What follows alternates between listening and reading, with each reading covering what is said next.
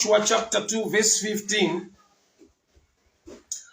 Then since Rahab's house was built into the town wall, she let them down by a rope through the window. Joshua chapter 2 verse 15. Then since Rahab's house was built into the wall. The Latin matter concerning this statement, we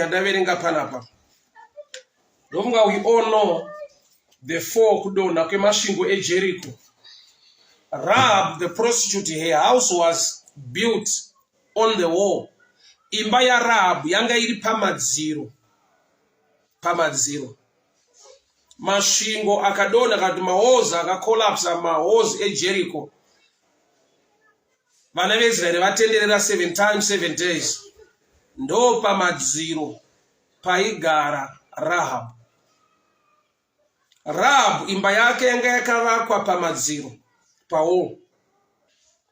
Joshua pavari kutenderera nevana veIsraeri, masvingo eJericho anowira pasi. So there is a mystery here ndati tigone kuona uye tigone kunamata nezvazvo uye Mwari vatibatsire. Rahab waigara pamadziro. Sungano kana kuti covenant iripo ndeye kuti Rahab unofanirwa kusurvive, unofanirwa kupona. Asi ukaiverenga zvakanaka zvinotaridza kuti Rahab haana kubva paaigara. Chaakaita ndechekuti wakaadjusta magariro ake, nokuti magariro aaiita muJericho, she was a well-known prostitute, chaiva chifeve. Asi paakatambira varume vakatumwa na Joshua mumba make, akavachengetedza. Panaverenga part, and she let them down by the window, for her house was on the wall. Kureva kuti nature yake as a prostitute haitarisirwa kuti ave ne a good heart towards strangers, especially men in her house. Saka nyaya iripo ndeye kuti wakachinja magariro, haana kuchinja pekugara, akachinja character, akachinja unhu hwake, ari pamadziro anofanirwa kudonha. So there are times yekuti munhu anofunga kuti baby ndikabva pandiri things will be better, ndikasiya izvi things will be better. Gamba kune dzimwe nyasha dzekuti uripo pacho panonzi panoputsika, but nyasha dzinofanirwa kukuloketa dzikuchengetedze. Uri munzvimbo, uri munyika, uri pabasa, uri paenvironment inonzi zvichawira pasi hapana kwazvinoenda. May God preserve you. My prayer this morning is for the grace of God to preserve you, the favor of the Lord to protect you, the blessing of the Lord to protect your family. Yokozuna we Zimbabwe, good morning to you, Mama. God bless you so much. Happy to see you. We'll be together with Deben on the 1st of September. So Rahab waigara pamadziro. Vana veIsraeri pavakatenderera rusvingo rweJericho, masvingo akawira pasi. Rahab survived. She was preserved. Wakachengetedzwa nekuda kwesungano yaaiita nevanhu vaMwari nevana veIsraeri. Zvoreva kuti waigara panzvimbo iri kuparara, waigara panzvimbo iri kuzowira pasi, but wake upenyu ukachengetwa. Mwari akamuwanira nyasha. I want to pray with you this morning a prayer of preservation. Ndoda kunamata wemunamato wokuchengetedzwa, munamato wokurwirwa. Ugere munyika isina chinobuda, zvako ngazvibudirire. Ugere muenvironment inonzi vagari vemunhu havana chavanoachiva. Mwari ngavakuwanire nyasha, Mwari ngavakuitire favor.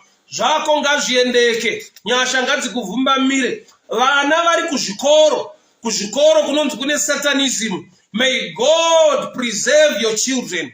May God protect your family. Uri munzvimbo inonzi kana muri muenvironment ino zvakadai hazvibude, zvakadai hazviite. You might be in that place, but my prayer for you this morning is for God to preserve you, for God to preserve your family, for God to protect you. Munyika inonzi muno mune, especially amadzangu dziri kuSA, dziri kuSouth Africa.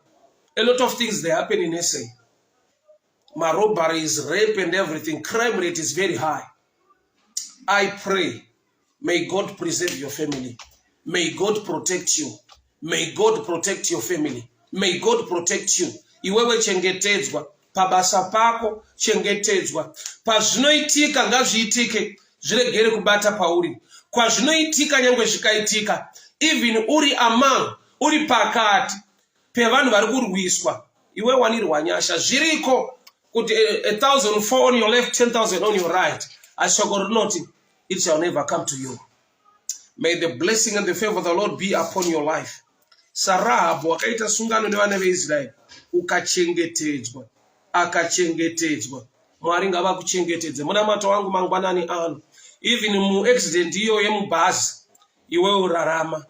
Even wapinda mutsaona mu situation inonzi vazhinji vakapara. Ndiri kunamatira iwe kudika, especially you and your family. You and your family. You and your family. You and your family. May this way sokweri ngarifambe newe. Pazvichaitika Mwari vakujengesa ugoziva kuti neimwe nguva nerimwe gore Mwari vakataura kuburikidza muvhangeri wavo akaisa munamato weprotection. Father, I pray. Father, I pray. Father, I pray. In the name of Jesus. In the name of Jesus.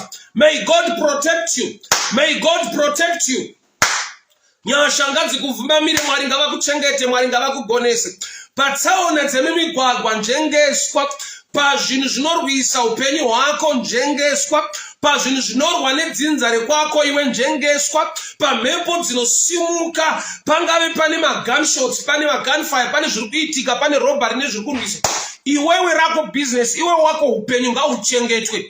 Nezita raJesu, nezita raJesu. Mwari wakatendeka, mucheni wakarurama, nyangwe masvingo eJeriko akawira pasi. Asi nekuda kwokuti Rahabhu wanga wakaita sungano nevanhu vaMwari. Joshua chapter 2 verse 17. Before they left, the men told her, we will be bound by the oath we have taken only if you follow these instructions.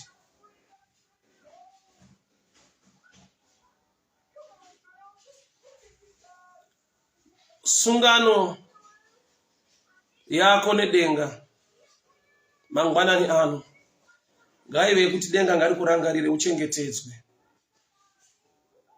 There are times ekuti people just die very innocent nekuda kwokuti pavanogara nzvimbo yavari pane robbery yaitika kana kuti vangofamba nevamwe vanhu ndokubva vangopinzwa mucrossfire. Ndiri kunamatira protection. Rako ropa, not your blood, not your head, not your blood, not your head, not your children, not your business, not your career, not your husband, not your wife, not your marriage. May God preserve you. May God protect you. May God favor you. May God protect you. In the mighty name of Jesus. In the mighty name of Jesus. In the mighty name of Jesus. Chengetwa, chengetedzwa, nyasha ngadzikuvhumbamire, mhuri yako ngaichengetwe, vana vako ngavachengetwe, wanane vako ngaichengetwe. Nezita raJesu, nezita raJesu, nezita raJesu, nezita raJesu, nezita raJesu. Rakatabosha takayadabosha, rededele atatalamonde, ragadaya sole akata, reboshalika. Joshua chapter 6, Joshua chapter 6, Joshua chapter 6, verse 25. So Joshua spared Rahab the prostitute and her relatives who were with her in the house, because she had hidden the spies Joshua sent to Jericho. I'll repeat, Joshua chapter 6, 25. So Joshua spared Rahab the prostitute and her relatives who were with her in the house. Joshua 2:15 yataridza kuti imba yaRahab yanga iri pamadziro eJericho, on the city wall. Her house was built on the city wall. So vanhu pavakatenderera mashungo eJericho akawira pasi, Rahab wakararama, kwete kuti akatiza kubva ipapo, but sungano yaakaita yakanobata the foundation yechidziro.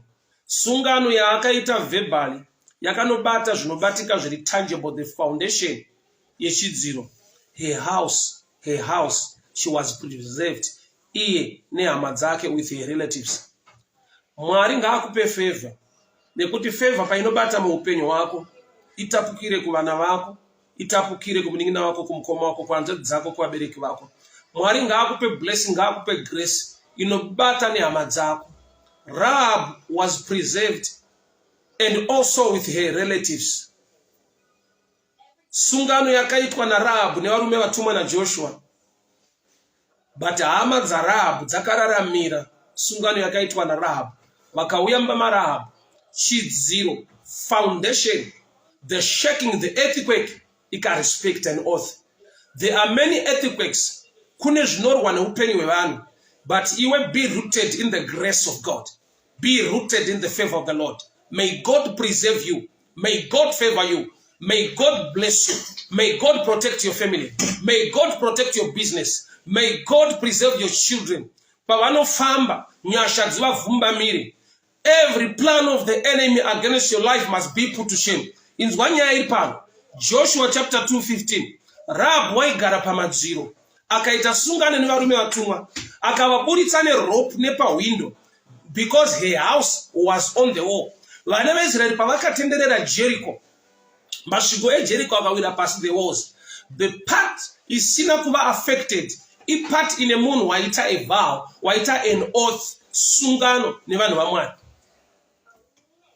Sungano yaakaita yakanobata the foundation. Masvingo eJericho paakawira pasi. Bible riri kuti pana Joshua chapter 6 verse 25. So Joshua spared Rahab the prostitute and her relatives who were with her in the house.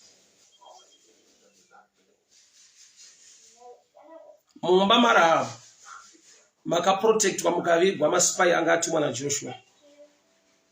Akaita sungano nawo, a verbal oath yekutaura nemuromo. Mazwi akano affecta foundation yemba yewall, zvekuti pari kuwira madziro pasi, Rahab unochengeteka. Ari kuchengeteka sei? Iye ari pamadziro ari kudona.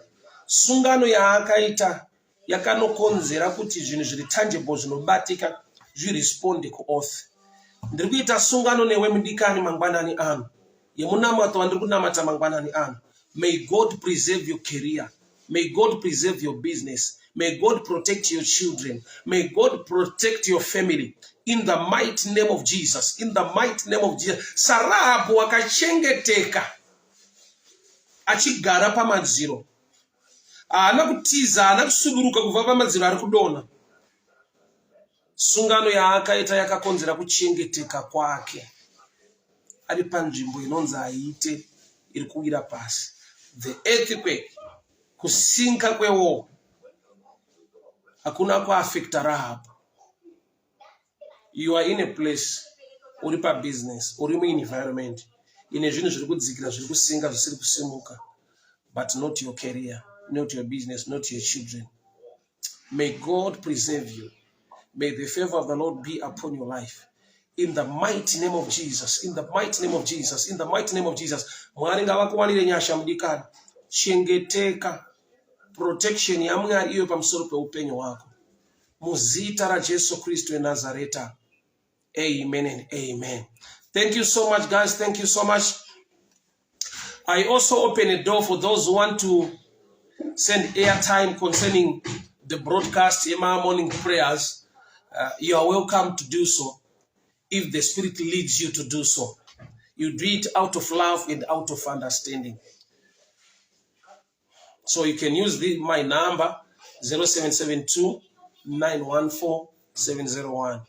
0772 914 701. May the good Lord bless you. May the good Lord protect you. May the good Lord favor you. Variku Gweru, I'll be in Gweru tomorrow. So I'll broadcast live as well. I'll be preaching ku Gweru Mangwana ku Methodist in Zimbabwe Ladies Conference in Gweru. So I'll be in Gweru tomorrow 10:30. I'll be preaching. I'll be live on this platform as well. Then the 25th of August, I'll be in Beira, Mozambique. 25th of August, Mozambique, Beira. Then I'll preach 26 and 27. 28th, I'll be back in Zim. Then 1 September, I'll be in Durban. Ndinenge ndina chaplain piri ku Durban. 1 September, tine all night prayer. So varimu Durban, just get ready. 1 September, all night prayer, right in the CBD. Mwari vachitiitira nyasha. Ndinotenda zvikuru. Mwari vachitiropafadza tiri. I'll be in Beira. Ndikutanga negweru mangwana. Beira 25 August. 1 September, that's Durban. 22 September, that's Cape Town. The good Lord bless you. The good Lord protect you. Bye-bye. A good day to you, Amazon.